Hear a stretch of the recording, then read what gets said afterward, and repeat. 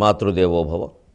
ఈ మధుర స్వరార్చనములు ఈ కమనీయ కవిత్వ సంపదల్ ఈ మురిపాల దేవతలు ఈ 16 మహోపచారములు. అమ్మా, ఈ మధుర స్వరార్చనములు ఈ కమనీయ కవిత్వ సంపదల్ ఈ మురిపాల దేవతలు ఈ 16 మహోపచారములు ఈ మమకార గంధములు ఈ నదులీ సరసుల్ సముద్రముల్ ఈ మమకార గంధములు ఈ నదులీ సరసుల్ సముద్రముల్ నీ మహనీయ గర్భమున నే జనించుటగాదే చేకురెన్ నీ మహనీయ గర్భమున నే జనించుటగాదే చేకురెన్. జీవితం ఎంత వైభవంగా సాగినా అవసాన దశ ఎంత దయనీయంగా ఉంటుందో మనకు అవగాహన కావిస్తూ ఉన్న మహాభారత కథాశ్రవణం కోసం ఎదురు చూస్తూ ఉన్న భక్తి టీవీ ప్రేక్షక మహాశయులందరికీ కవి బ్రహ్మ ఉభయ కవిమిత్రుడు తిక్కన సోమయాజి రచించిన ఆంధ్ర మహాభారతం మహాప్రస్థానిక పర్వానికి సాగుతున్న సామాజిక వ్యాఖ్యలు 1807 భాగానికి స్వాగతం పలుకుతున్నాం.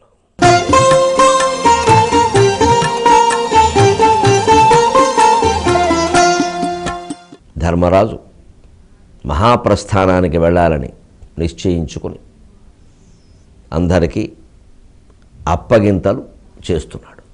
సుభద్రకి మనవాళ్ళిద్దరి బాధ్యతని అప్పగించాడు. నీ పుట్టింటి వారి వంశానికి సంబంధించిన వజ్రునికి ఇంద్రప్రస్థాన్ని అప్పగించానమ్మా, నీ అత్తింటి వారి వంశానికి సంబంధించిన పరీక్షిత్తుకి మన రాజ్యాన్ని అప్పగించాను.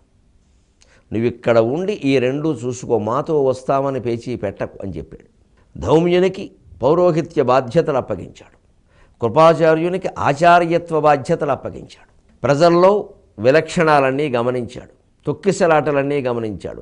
క్రమశిక్షణ రాహిత్యమంతా గమనించాడు. తన తమ్ముళ్ళకి చెప్పాడు, మీరు వస్తే రావచ్చు లేతే లేదన్నట్టుగా చెప్పాడు. గమనించాలి, ధర్మరాజు ఎవ్వరినీ ఒత్తిడి చేయలేదు. తాను మహాప్రస్థాన యాత్ర సాగించడానికి నిశ్చయించుకున్నాను అని చెప్పాడు.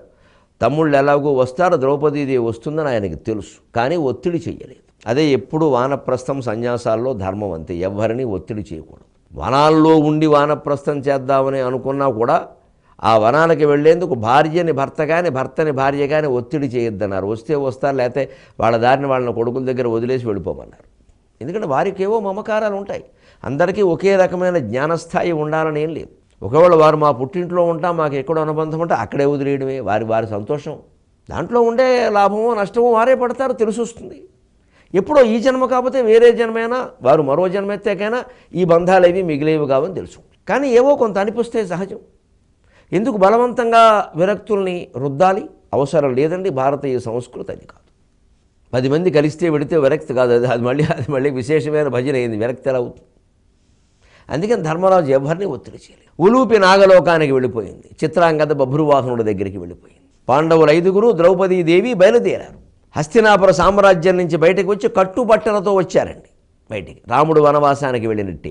ఇంకా అప్పుడు సీతాదేవి పట్టుబట్టలు నగలతో వెళ్ళింది. ఇప్పుడు ఏమీ లేదు, అందరూ కేవలం ఒంటి మీద కింద బట్ట పైన ఉత్తరీయమంతి. అలాగే బయలుదేరారు. సర్వాభరణాలు వదిలేశారు, సమస్త రాజలాంఛనాలు వదిలేశారు. మంచినీళ్లకు ఒక కమండలం లాంటిది కూడా పెట్టుకోలేదండి. మహాప్రస్థాన యాత్ర అంటే ఎలా ఉంటుందో చూడండి. ధర్మరాజు యొక్క వైరాగ్యం అంటే ఏమిటో, స్థిరమైనటువంటి భగవద్గీత తత్వం అంటే ఏమిటో చూడండి. వివిక్త చేసి సేవిత్వం అరతిర్ జనసంసది అనికేత స్థిరమతిర్భక్తిమాన్ మే ప్రియో నరక. సరిగ్గా భక్తి యోగంలోనూ గుణత్రయ విభాగ యోగంలోనూ మొత్తం చెప్పిన నియమాలన్నీ ధర్మరాజే పాటించాడు. పరిపూర్ణంగా భగవద్గీత అర్థమైన వాడు ధర్మరాజే. ఇంకా భీష్ముడైనా ఎప్పుడైనా ఒక ఆవేశానికి లోనయ్యాడేమో, కానీ ధర్మరాజు అలా కూడా లోను కాలేదు. ఊరికే ఏదో పెద్దన్నగారు అని పక్కన పెట్టదగిన పాత్ర కాదు అది. సాహిత్యంలో పెద్దన్నగారు ఎంతో, భారతంలో ఈ పెద్దన్నగారు ధర్మరాజు అంతే. ఏకాంతంగానే వెళ్ళిపోవాలి. వచ్చేవాళ్ళు వస్తారు, లేని వాళ్ళు లేదు. రాగలిగినంత వస్తారు, లేని వాళ్ళు అంత ఆ తర్వాత లేదు. అది కూడా నిశ్చయించుకున్నాడు. వీళ్ళందరినీ కూడా తీసుకుని వెళ్ళాలి అనుకోలేదు. ఇక ఈ నాయకత్వాలు అవన్నీ ఉండవు, ఇంకా కలిసి వెళ్ళడం ఉండదు. సిద్ధపడిపోయాడు.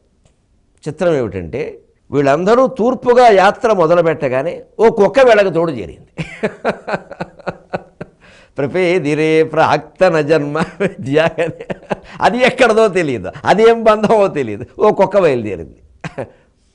ద్రౌపదీదేవి అదో రకంగా చూసింది. కుక్కకి ధర్మరాజు ఉండని, ప్రస్తుతం నువ్వెంతో అది అంతే అన్నాడు.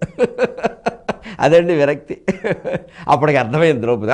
నన్ను కుక్కతో పోలుస్తారా అనలేదు. ఆవిడ ఓ స్థాయిలో ఉంది అప్పటికి. ఓ నవ్వు, మహానుభావ, ఎప్పుడూ నువ్వు మాకు అర్థం కావయ్యా, నీ మార్గంలో మేము నడవడం తప్పితే ఇంక చేయగలిగింది ఏమి లేదు, పదంది ఆవిడ. అది అన్నడంతే. రానియండి, మిమ్మల్ని ఏం చేసింది, నాకు కూడా రావడానికి మీకెంత అధికారం ఉందో దానికి ఎంత అధికారం ఉందన్నాడు ఆయన. మరో స్థితిలో మరొక రకమైన దంపతులు అయితే ఎలా ఉంటారండి, ఆ కుక్క ఎక్కువైందా మీకు నాకంటే అని భార్య దెబ్బలాడడం, నువ్వు కుక్కలాంటి దానివే అని ఈయన అన్నాం. ఇంకెందుకు మహాప్రస్థానం, ఇంటి దగ్గర ఉండడం మంచిది. దీనికి మంగళగిరి బస్ స్టాండ్ చాలు, మహాప్రస్థానం ఎందుకు? వైరాగ్యం అంటే అదండి.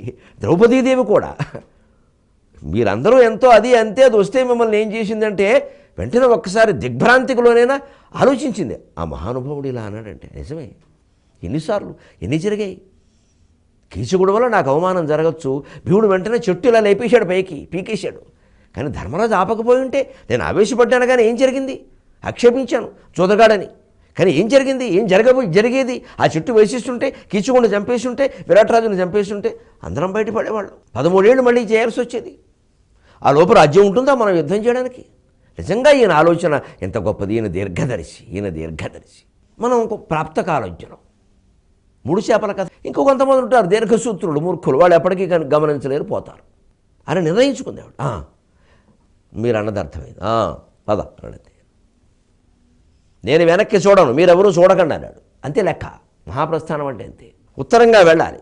కానీ వారు భూప్రదక్షిణం చేసే ఉద్దేశంతో బయలుదేరారు. మళ్ళీ వెనక్కి వచ్చే యాత్ర కాదు కాబట్టి, మళ్ళీ పుణ్యక్షేత్రాలు చూడడం, స్నానాలు చేయడం కాదు, అదో క్రమంగా బయలుదేరారు. అలా బయలుదేరుతూ ఉంటే చిత్రంగా కొంత దూరం వెళ్ళాక తూర్పుగా కొంత దూరం వెళ్ళి ఇలా దక్షిణంగా తిరిగారు. ఆ దక్షిణ ప్రాంతాన్ని దాటి పడమరగా వెడుతుంటే విపరీతంగా గాలి వీచింది. ఆ గాలి వేడెక్కింది. ఆ వేడి ఒక అగ్నిశిఖ రూపం ధరించింది. ఆ అగ్నిశిఖ మాట్లాడుతోంది, అర్జున, తూర్పు సముద్రం దక్షిణ సముద్రం దాటుతున్నారు, అందరూ ఎలా ఉన్నారు, నువ్వెలా ఉన్నావు ఆలోచించుకో అన్నాడు. ఒకసారి అర్జునుడు చూసుకున్నాడు, ఏమిటి అన్నీ వదిలేసావు, అన్నీ వదిలేయడం ఏమిటి అన్నాడు. గాంధీవం వదలలేదండి. అర్జునుడికి ఎంత మమకారమో చూడండి. అందరూ అన్నీ వదిలేశారు, కమండలం కూడా లేదు ఎవడికి. గాంధీవం పట్టుకున్నాడు నేను బ్యాండ్మేళలాగా. ఇంకా ఇప్పుడు బ్యాండ్మేళం అవసరమా, ఎవడు వాయిద్దామని? అదండి ఒక్కోడుకు ఉండే మమకారం. ఆ కనిపించిన వాడు చెప్పాడు, గాలి వేడెక్కలా, అగ్నిశిఖ కనపడ్డంలా, ఎవరో తెలియడంలా అనగానే అర్జునుడు వైశ్వానరాయ విద్మహేలా లీలాయ ధీమహి తన్నో అగ్ని ప్రచోదయాతు అని నమస్కారం చేశాడు. ఎందుకు చెబుతున్నా, నేను కాదు, ఆ గాంధీవాన్ని అక్షయ తూణీరు అనేసి పారాయి, సముద్రంలో పారాయి. వేర్రి మమకారం నువ్వు. మీరు వెళ్ళే మార్గమేమిటి, మహాప్రస్థానం, ఉత్తర దిశగా హిమాలయాలకి, కైలాసానికి, స్వర్గానికి. అక్కడ ఇవన్నీ ఏమిటయ్యా, పర్వతాలు ఎక్కేవాళ్ళగా. ఏమైనా గిన్నీస్ బుక్ రికార్డు కోసం చేస్తున్నారేమిటి ఇదంతా? వాడిని ఎవడన్నా ముందే పిలుచుకుని ఇక్కడ కూర్చొని ఫోటోలు తీయించుకుని పారేయండి అంటే తప్పదా అని పారేశాడు. అవి ఈ తపదా అని పారేయడం ఉందే తప్పింది కాదు. వచ్చే జన్మలో విలుకాడే పుట్టాడు కన్నప్ప. గాంధీవాన్ని వదలలేని స్థితి. బహిరంగంగా బయటికి కనిపిస్తున్న గాంధీవాన్ని వదలలేకపోయాడంటే అర్జునుడు మనస్సులో ఇంకెన్ని వదలలేకపోయాడు. ఆ కారణంగానే భక్త కన్నప్పై పుట్టాడు. అప్పుడు గమనించండి మీరు, కన్నప్ప వేషాలు అన్నీ వదిలేశాడు విచిత్రంగా. 12-13 ఏళ్ల వయస్సు పంది కోసం వేటాడి, పంది కనపడకుండా పరమేశ్వరుడు కనపడగానే సమస్తం వదిలేశాడు. తల్లిదండ్రులను వదిలేశాడు, వేటగాళ్ళను వదిలేశాడు, పౌరుషాన్ని వదిలేశాడు, కులాన్ని వదిలేశాడు, వృత్తిని వదిలేశాడు, సమస్త ధర్మాధర్మాలు వదిలేశాడు. అంతే ధ్యాన ధ్యాతృ ధ్యేయ రూప ధర్మాధర్మ వివర్జిత అని, ధర్మాధర్మ వివర్జిత ధ్యాన ధ్యాతృ ధ్యేయ రూప అయినటువంటి అమ్మవారి యొక్క ధ్యానంలో పడ్డాడు. చిన్మయీ పరమానంద విజ్ఞానఘన రూపిణి అందులో పడ్డాడు. ఇది ఏ జీవికైనా కావలసింది, ఏ జీవి అయినా పొందవలసిన స్థితి. అర్జునుడికి ఇంకో జన్మ పట్టింది, ధర్మరాజుకి ఈ జన్మ చాలు, అదే తేడా. అందుకే భారతానికి సంబంధించినందుకు నిస్సందేహంగా నిస్సంకోచంగా ధర్మరాజే నాయకుడు, కథానాయకుడు ధర్మరాజే. అర్జునుడు గ్లామరస్ హీరో కావచ్చు, కానీ టీం కెప్టెన్ బృందనాయకుడు మాత్రం ధర్మరాజే. టెండూల్కర్ గారు చాలా వైభవంగా ఆడేవాడు, కానీ కెప్టెన్గా ఆయన చాలా తక్కువ, వేరే వాళ్ళే ఉన్నారు ఎక్కువ. కెప్టెన్ కాకపోతే వచ్చే నష్టం లేదు. టెండూల్కర్కి భారతరత్న ఇవ్వచ్చు, కెప్టెన్లకు ఇవ్వకపోవచ్చు, అది వేరే విషయం. కెప్టెనే, నాయకుడు, ఆ లక్షణమే. అప్పుడు బారేశాడు అర్జునుడు. ఇంత జరిగాక అలా తూర్పుగా వెళ్ళి దక్షిణంగా తిరిగి మళ్ళీ పడమరగా వెళ్ళి ద్వారకలో వినాశనాన్నంతా చూసి సముద్రంలో మునిగిపోయిన ద్వారక అవశేషాలను చూసి శ్రీకృష్ణ పరమాత్మని తలుచుకుని నమస్కారం చేసుకున్నారు. యచ్చకించిత్ జగత్సర్వం దృశ్యతే శ్రూయతే పివా అంతర్బహిష్య తత్సర్వం వ్యాప్య నారాయణ స్థితః అని పరమాత్మ అవతార పరిసమాప్తి జరిగింది. కానీ నువ్వు లేనిది ఎక్కడ? క్షీరోదన్వద భంగములలో శ్రీదేవి కన్పాపలో. ఈ సందర్భంలో నాలో పొంగుతున్న కవిత్వం. క్షీరోదన్వద భంగములలో శ్రీదేవి కన్పాపలో నీరేజాసన సృష్టి జీవకళలో నీలాంబుద వ్యాప్తిలో నీరేజాసన సృష్టి జీవకళలో నీలాంబుద వ్యాప్తిలో సారోదార కవిత్వ సంపదలలో సత్యము ధర్మములో సారోదార కవిత్వ సంపదలలో సత్యము ధర్మములో నీ రూపం బగుపించు నిర్మల గుణ నిర్వాణ నారాయణ నీ రూపం బగుపించు నిర్మల గుణ నిర్వాణ నారాయణ అని నారాయణుడికి నమస్కారం చేసి ఉత్తర దిక్కుగా బయలుదేరారు. ఇంకా నేను వెనక్కి తిరగను, మీరెవరు తిరుగుతారో ఏమవుతారో నాకు సంబంధం లేదు అనుకుంటూ ముందు ధర్మరాజు వెళ్ళిపోతున్నాడు. వెనకాల భీముడు, ఆ తర్వాత అర్జునుడు, అనంతరం నకులుడు, అనంతరం సహదేవుడు, అంతిమంగా ద్రౌపది. అంతకంటే అంతికంగా దగ్గరగా కుక్క. ఆశ్చర్యం అండి. భారతం చరిత్రే కాకుండా కావ్యంగా చూసినా కూడా ఆ కథాకథన శిల్పం ఆశ్చర్యం అండి. భారత కథ మొత్తం కుక్క రాకతో మొదలైంది. మీరు గమనించండి. భారత గ్రంథ రచన ఎలా జరిగిందంటే జనమేజయుడు సర్పయాగం చేయడం, అక్కడ కుక్క రావడం, వీళ్ళు దాన్ని కొట్టడం, అదేదో ముట్టుకుంటుందేమో అని దాని తల్లి వచ్చి దెబ్బలాడడం. సరమ, దాని పేరు సారమేయం. ఆ చిన్న కుక్క తల్లి పేరు సరమ. అది దేవశుని. దేవతల కుక్క అయినా కుక్కే. కుక్క అయినా సరే దాని హక్కులు దానికి ఉంటాయి. కుక్కకు హక్కులు ఉండవేమిటి? మానవ హక్కుల సంఘాలు ఏమిటి? భారత కాలంలో కుక్క హక్కులను కూడా గౌరవించారు. మన సంస్కృతి గొప్పతనం అది, మన సాహిత్యం గొప్పతనం అది. కుక్కతో మొదలైంది భారతం, కుక్కతో ముగుస్తుంది. అక్కడ కుక్క రావడంతో మొదలైంది, ఇక్కడ కుక్క వెళ్ళిపోవడంతో ముగుస్తుంది. కుక్క కూడా రావడంతో ముగుస్తుంది. ఇది కథా నిర్మాణ చాతుర్యం వ్యాసునిది. కథా కథన శిల్పం, రచనా శిల్పం అంటే ఇలా ఉండాలి. ఓ కథను చెప్పడమే కాదు, ఎలా చెప్పాలో తెలియాలి. సరిగ్గా సంఘటనలు అక్కడివి. కాండవ దహనంలో 7 జీవులే మిగలడం, యుద్ధరంగంలో పాండవుల తరఫున 7గురే మిగలడం, సరిగ్గా కుక్కకి జరిగిన అవమానంతో భారతం మొదలు కావడం, కుక్కకి జరిగే సన్మానంతో భారతం ముగియడం. ఇది కథాకథన శిల్పం, కావ్య శిల్పం. పరిశోధించవలసిన విషయాలు ఇవి. అందుకని అలా సాగిపోతున్నారు. అటజని ఆశ్రమంబున హిమాచలమును సమతిక్రమించి వారటవులు భూములు నదులు అద్రులను కడుపెక్కులు అంచితోత్కట దృఢయోగ సేవన నితాంత నిరాకుల వర్తనంబునుందుట గతఖేదులై కడచి తూలక మేరు సమీప భూమికిన్. అటజని ఆశ్రమంబున. చిత్రం ఏమిటంటే ఇంత సుదీర్ఘమైన ప్రయాణం చేస్తున్నా ఒక్క వస్త్రం తప్పితే ఇంకా ఏ రకమైన ఆధారాలు వాళ్ళకి లేకపోయినా, ఆ వస్త్రాలు కూడా గట్టిగా చలిగాలి వీస్తే ఆపగలిగిన స్థితిలో లేకపోయినా, ఏ రకమైన ఆయుధాలు ఆభరణాలు లేకపోయినా, దారి ఎంత దుర్గమంగా ఉన్నా, దుర్లభో దుర్గమో దుర్గో దురావాసో దురారిహ అని విష్ణు సహస్రంలో, దుర్లభ దుర్గమ దుర్గా దుఃఖహంత్రి సుఖప్రద అని లలితా సహస్రంలో ఉన్నట్టుగా దుర్లభమైన దుర్గమమైన మార్గాన్ని వాళ్ళు అందుకోవడానికి ప్రయత్నం చేస్తున్నారు. ఆ మార్గంలో అశ్రమంగా సాగిపోతుంది. వాళ్ళకి శ్రమ తెలియడంలా. ఎందుకంటే మనస్సులో ఉండే ఏకాగ్రత, ఇంక దేని మీద కాంక్ష లేదు. 6గురులో ఎవరికి కూడా దుఃఖహంత్రి సుఖప్రద, వెళ్ళిపోవడమే అమ్మవారు ఉందన్నిటికీ. అలాగే విష్ణు సహస్రం దురావాసో దురారిహ.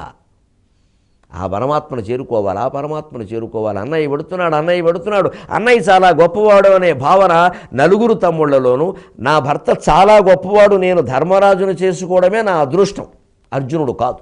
ఎందుకు ఈ మాట నేను ఇక్కడ అంటున్నానో కొద్దిసేపట్లో ద్రౌపది అనుకుంది ఖచ్చితంగా ధర్మరాజును చేసుకోవడమే అదృష్టం, కారణాలు ఏవైనా అర్జునుని చేసుకోవడం కాదు అని అనుకుంది ఇప్పుడు. ఎందుకంటే మహాజ్ఞాని. పరాక్రమాలు వైభవాలు మిగిలేవి కావు, జ్ఞానం ఒక్కటే మిగులుతుంది. ఈ కుక్క ఏమిటి అన్నప్పుడు ఆయన చెప్పిన సమాధానమే అర్థమైపోయింది ఆవిడకి. నువ్వు వచ్చినట్టే కుక్క వస్తుంది, నీకేమిటి అనడంతే ఆయన. అర్థమైపోయింది ఆవిడకి. మహానుభావుడు, చాలా పొరపాటు పడ్డాం. మహానుభావుడు ఇక మనకుండే ఆవేశాలానికి లేకపోతే చేతకాని వేడేమో అనుకున్నాం. మహావేదాంతి మహాయోగి అని ఇప్పుడు అర్థమవుతుంది. ఇక ఇప్పుడు మాట్లాడకుండా నోరు మూసుకుని ఆయన్ని అనుసరించడమే తప్ప ఇంకే ప్రశ్న వెయ్యకూడదు అని అందరూ నిర్ణయించుకున్నారు సుమారుగా. అటజని ఆశ్రమంబున హిమాచలము సమతిక్రమించి, శ్రమ కలగడంలో వాళ్ళకి హిమాచలం దాటుకుంటూ వెళ్ళిపోతున్నారు. హిమాలయ గుహలు, కొండలు, మార్గాలు, చర్యలు, మంచు మార్గాలు, విపరీతంగా మంచు కురుస్తోంది, అయినా సరే దాటుకుంటూ వెళ్ళిపోతున్నారు. హిమాచలము సమతిక్రమించి వారటవులు భూములు నదులు అద్రులను కడుపెక్కులు, అనేక రకాల అటవులు, మహారణ్యాలు, అనేక రకాల నదులు, అనేక రకాల భూములు, పచ్చని మైదానాల లాంటి భూములు, పచ్చగడ్డి విపరీతంగా వ్యాపించినటువంటి భూములు, ఎడారులు లాంటి భూములు, మంచు తప్పితే మరేమీ లేని భూములు, అనేక రకాల భూములు, అనేక రకాల కొండలు, అద్రులను కడుపెక్కులు, లెక్క పెట్టలేనండి. దాటుకుంటూ ఎక్కుతూ దిగుతూ ఏమీ తినకుండా ఏమీ ఆశించకుండా వాయుమాత్ర పాలన చేస్తూ కేవలం గాలి మాత్రమే పీలుస్తూ వెళ్ళిపోతున్నారని ముందుకి, ఆగడమే లేదు. ఎవరైనా కొండజాతి వారో బండజాతి వారో పిలిచిన పలికే పరిస్థితి లేదు. అందరికీ ధర్మరాజు మార్గమే కనపడుతుంది. అందరికీ ధర్మ మార్గమే రాజమార్గం, రాజమార్గం అంటే ధర్మ మార్గమే అని అర్థమైపోయింది. అందుకే అందరూ ధర్మరాజును అనుసరిస్తున్నారు, ఎవరూ వెనక్కి తిరిగి చూడడం లేదు. అటజని ఆశ్రమంబున హిమాచలము సమతిక్రమించి వారటవులు భూములు నదులు అద్రులను కడుపెక్కులు అంచితోత్కట దృఢయోగ సేవన. ఎటువంటి దృఢమైన యోగాభ్యాసం వారు చేశారో మనకు అర్థం కాదు, కానీ అలా వెళ్ళిపోతున్నారు. నితాంత నిరాకుల వర్తనంబునందుట. యాత్రలు చేసేవాళ్ళు, అమరనాథ్ వెళ్ళేవాళ్ళు గుర్తుపెట్టుకోవాలి, ఎక్కడ ఆకులం, దేనికి బాధపడ్డం, ఆకులపాటు వ్యాకులపాటు, మళ్ళీ ఇంటి దగ్గర తాపత్రయం, ఓసారి ఇంటికి ఫోన్ చేద్దాం ఎలా ఉన్నారో అన్నాం, వాళ్ళు ఎవరైనా ఫోన్ చేస్తే 3 రోజుల పాటు ఫోన్ చేయలేదారా, మేము కొండల్లో ఎలా ఉన్నామని నీకు ఆలోచన లేదు, ఏం పిల్లలో, ఇవన్నీ ఉంటే అమరనాథ్ వెళ్ళడం అనవసరం. అంబాజీపేట బస్ స్టాండ్ దూళసంత నయం, అంబాజీపేట దూళసంత నయం, ఈ భావాలు ఉన్న వాళ్ళకి అమరనాథ్ అనవసరం. పిల్లలు ఫోన్ చేయలేదు, మనకి చేయలేదు, ఇక్కడేమో టీ దొరికింది కానీ రొట్టె మొక్క దొరికింది కానీ పాలు దొరకలేదు, ఇక్కడేమో దొంగల భయం ఎక్కువట, ఇవన్నీ ఉంటే అమరనాథ్ ఎందుకు, అంబాజీపేట చాలుగా.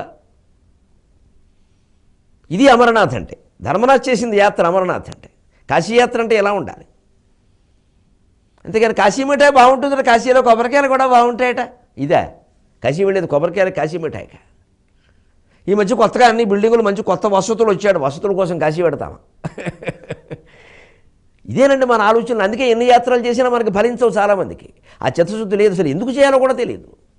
ఇంకో ఎలా చేయాలి చేస్తే, అటవులు భూములు నదులు అద్రులను కడుపెక్కులు అంచితోత్కట దృఢయోగ సేవన నితాంత నిరాకుల వర్తనంబునందుట. ఎక్కడా అలసట లేదు, ఎక్కడా శ్రమ లేదు, ఎక్కడా ఆగడం లేదు, వెనుదిరిగి చూడడం లేదు, దేని గురించి మనస్సులో చింత లేదు. నిరాకుల నిరాకార నిరాకుల. సరిగ్గా ఇక్కడి నుంచి లలితా సహస్రం షట్చక్రాలు వర్తిస్తాయండి. అందుకే నిరాకార నిరాకుల. ఆకారం లేనట్టే ఉడుతున్నారు కాబట్టి ఆకులపాటు కూడా లేదు. కథఖేదులై గడచి తూలక మేరు సమీప భూమికి. ఎటువంటి ఖేదము మనస్సులో లేకుండా, భౌతికమైన ఖేదాలేవి లెక్క చేయకుండా భూమధ్యరేఖ ప్రాంతానికి, మేరు పర్వత ప్రాంతానికి వెళ్ళిపోయారు.